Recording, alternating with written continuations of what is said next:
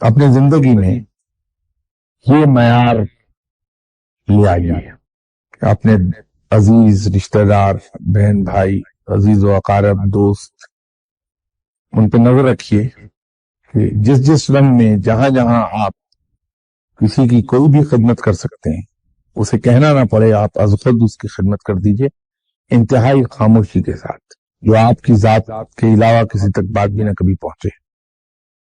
تو آپ دیکھیے تماشا کہ رب تعالیٰ آپ پر کیسی رحمت نازل فرماتا ہے۔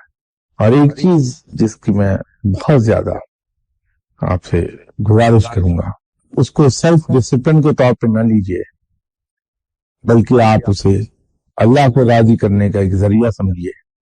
دیکھا یہ گیا ہے کہ ہم لوگ بس میں سوار ہونا چاہتے ہیں تو بس کے آنے پر کوشش یہ ہوتی دھکم پیل کر کے ہم پہلے پہ چڑھ جائیں، دوسروں سے کہیے آپ جائیے، میں نیکسٹ بس میں آ جاؤں گا، کوئی بات نہیں۔ کہیں اور اپنے کام سے جاتے ہیں تو دوسروں کو پہلے موقع دیجیے کہ چلیے آپ اپنا کام کرا لیجیے، میں بعد میں کرا لوں گا۔ اسی طرح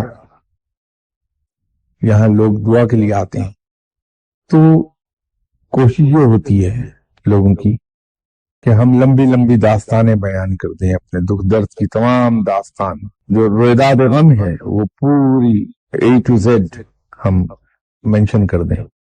دوسروں کا خیال رکھیے، دوسروں کی سہولت کا خیال رکھیے، اللہ آپ کی سہولت کا خیال رکھے گا۔ اپنا حق دوسروں کی فیور میں چھوڑ دیجیے۔ دیکھیے اللہ تعالیٰ کس طرح سے نوازتا ہے آپ کو۔ اگر کہیں انتظار کر رہے ہیں اور آپ کو سایہ مل گیا ہے تو وہ سایہ کسی دوسرے کو آفر کر دیجیے، آپ ادھر آ جائیے، میں دھوپ میں کھڑا ہو جاؤں گا، مجھے سردی لگ رہی ہے، تو دوسرے کو سایہ آتا کرو۔ اللہ تعالیٰ آپ کے لیے بادل لے آئے گا، یہ میرا ایمان ہے۔